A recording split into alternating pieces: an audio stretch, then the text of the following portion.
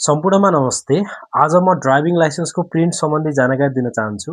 गण्डकी प्रदेश यातायात व्यवस्था कार्यालय पोखरा कार्यालयबाट ड्राइभिङ लाइसेन्स प्रिन्ट सम्बन्धी एउटा महत्त्वपूर्ण सूचना आएको छ। यदि तपाईँको ड्राइभिङ लाइसेन्सको ट्रायल पास गरेर 2023 जनवरी 1 भन्दा पछाडि इस्यु भएको तपाईँको ड्राइभिङ लाइसेन्स छ भने तपाईँको त्यो ड्राइभिङ लाइसेन्स फिजिकल्ली पनि कार्यालयमा एभाइलेबल भइसकेको छ। 2023 जनवरी 1 भन्दा पछाडिको करिब 1.5 लाख भन्दा बढी लाइसेन्स प्रिन्ट भइसकेको छ र यो यातायात व्यवस्था कार्यालय पोखरामा तपाईँ जानुभयो भने त्यो तपाईँले फिजिकल्ली लिन सक्नुहुन्छ। यातायात व्यवस्था कार्यालयमा उपस्थित हुनुभन्दा पहिला तपाईँको ड्राइभिङ लाइसेन्स प्रिन्ट भयो कि भएन भनेर कन्फर्म चाहिँ हुनुपर्छ है। कहिलेकाहीँ कुनै लटको लाइसेन्स कुनै कारणले प्रिन्ट नभएको र हजुरकोले जाने दुःख मात्र पाउने अवस्था हुनसक्छ। ड्राइभिङ लाइसेन्स प्रिन्ट भयो कि भएन भनेर चेक गर्ने अर्को भिडियो हाम्रो च्यानलमा छ, त्यहाँ गएर चेक गरेर मात्र ड्राइभिङ लाइसेन्स लिन जानुहोला।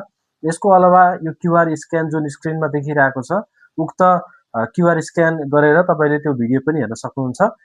तपाईँले यस च्यानलमा नयाँ हुनुहुन्छ भने यो च्यानललाई सब्स्क्राइब गर्नुहोस् र ड्राइभिङ लाइसेन्स प्रिन्ट भएको भए प्रिन्टेड भनेर कमेन्ट गर्न पनि नबिर्सिनुहोस्। आजको भिडियोमा यति नै, बाँकी अर्को भिडियोमा भेटौँला। हस्त धन्यवाद। Thank you for watching.